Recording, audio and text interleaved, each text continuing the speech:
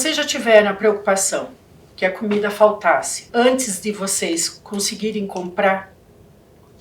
Essa é a primeira pergunta da escala brasileira de insegurança alimentar que foi utilizada na última pesquisa da rede Pensan, realizada entre novembro de 2021 e abril de 2022, em tempos de Covid.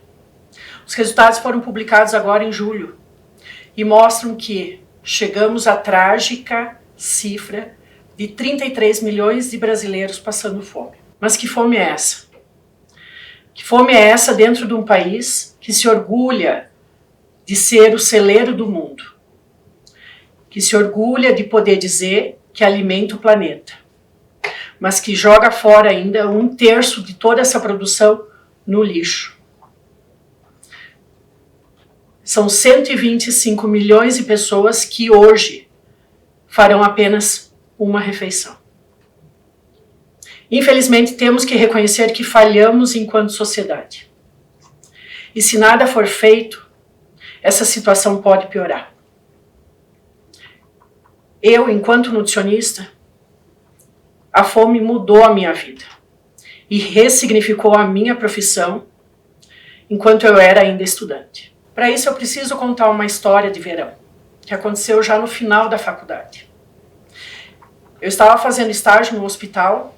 Nesse hospital havia uma unidade destinada à recuperação de crianças do seu estado nutricional. A maior parte dessas crianças chegavam nessa unidade por conta de alguma doença que provocava essas deficiências nutricionais. Um pouquinho antes do Natal daquele verão, chegou uma criança que no seu registro era de 3 anos, mas o seu corpo falava outra coisa.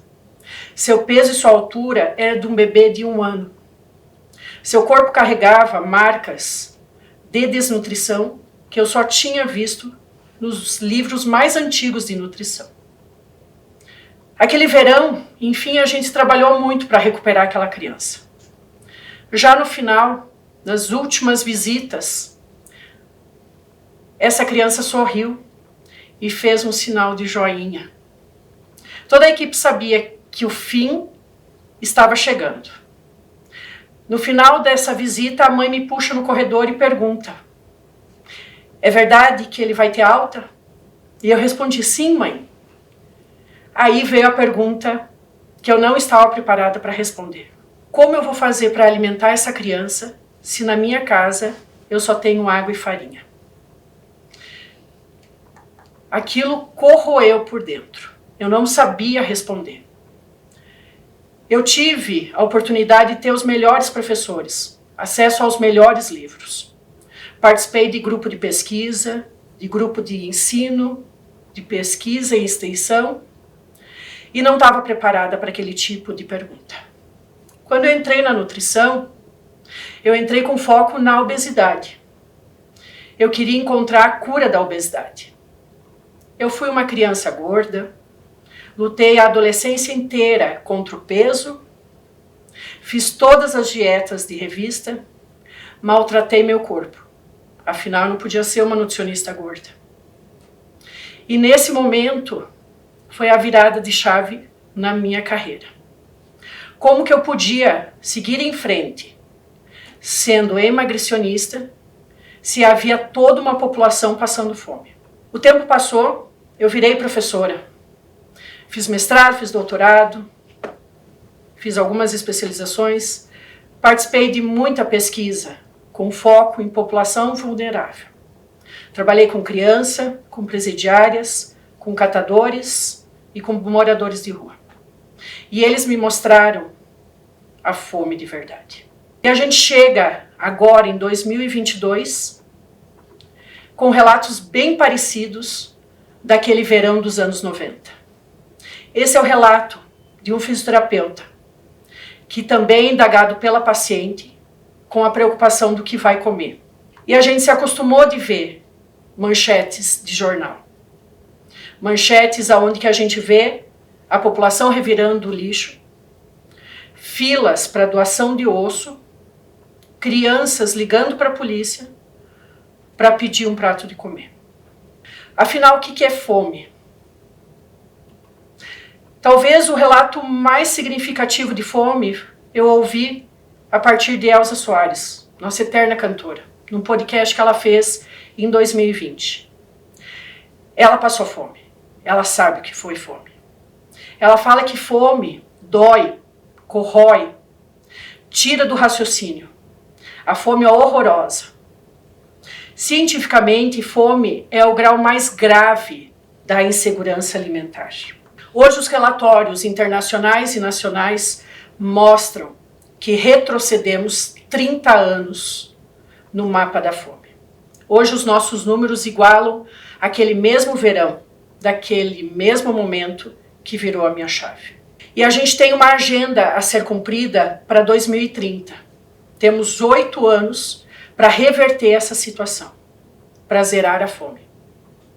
Os estudiosos falam que talvez não seja possível a gente zerar a fome nesse momento. Quando a gente olha para esses 33 milhões de brasileiros que estão passando fome, nós encontramos que a grande parte desses domicílios são chefiados por mulheres. Que a fome está dentro da população preta, pobre e periférica. Que está localizada na região norte e nordeste. E que dentro desses domicílios tem muita gente desempregada, endividada e muito trabalhador informal. E quando a gente olha para o prato desses brasileiros, a gente não encontra o arroz, o feijão, a fruta e a verdura. E aqui eu preciso fazer um alerta. Estão tentando matar nossas populações mais vulneráveis pela boca, seja pela falta ou pelo excesso. Nutricídio é um termo cunhado por Laila África na década de 90, aonde que ele fala que existe uma imposição do sistema alimentar branco sobre o hábito alimentar da população negra. Laila África é um pesquisador negro que mora hoje nos Estados Unidos. E a partir das observações dele, ele percebe que a população negra tem deixado de comer alimentos que a gente considera in natura ou minimamente processados por alimentos processados e ultraprocessados. Esses alimentos ultraprocessados são carregados de calorias, de gordura, de açúcar e de sódio. Todos esses nutrientes estão muito associados a algumas doenças, principalmente as doenças que mais matam a nossa população. Hoje os estudos mostram que a gente já come 20% das nossas calorias a partir desses alimentos ultraprocessados. O nutricídio é uma destruição do hábito alimentar e só favorece os aglomerados da indústria alimentícia.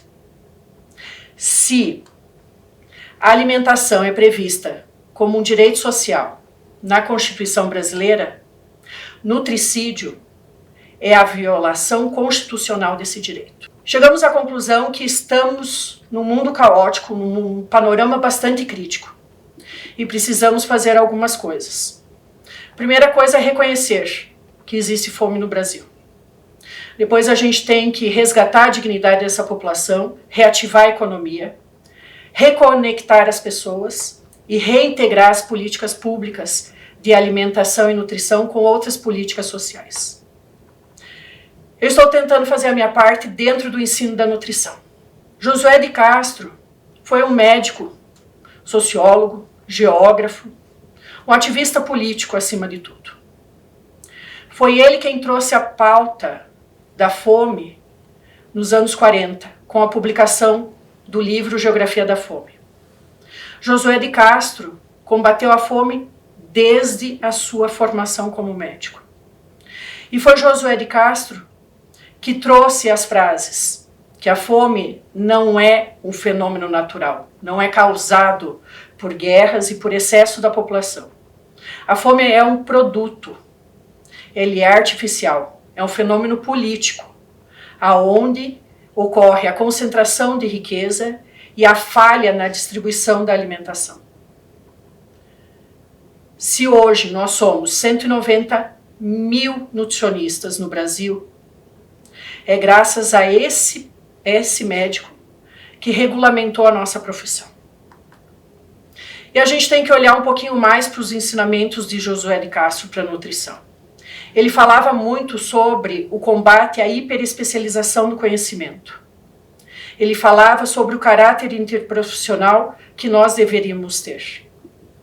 E eu me atrevo a dizer que talvez chegue a hora de verificar que tipo de nutricionista Josué de Castro teria orgulho.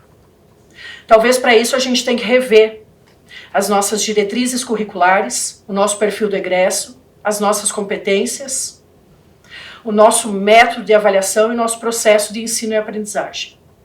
A fome, ela tem que estar dentro da nossa sala de aula. Nós temos que olhar a fome dentro de todas as nossas ações. Se talvez nós, como professoras de nutrição, talvez a gente tenha perdido o propósito dentro da nutrição de ensinar as futuras gerações de nutricionistas.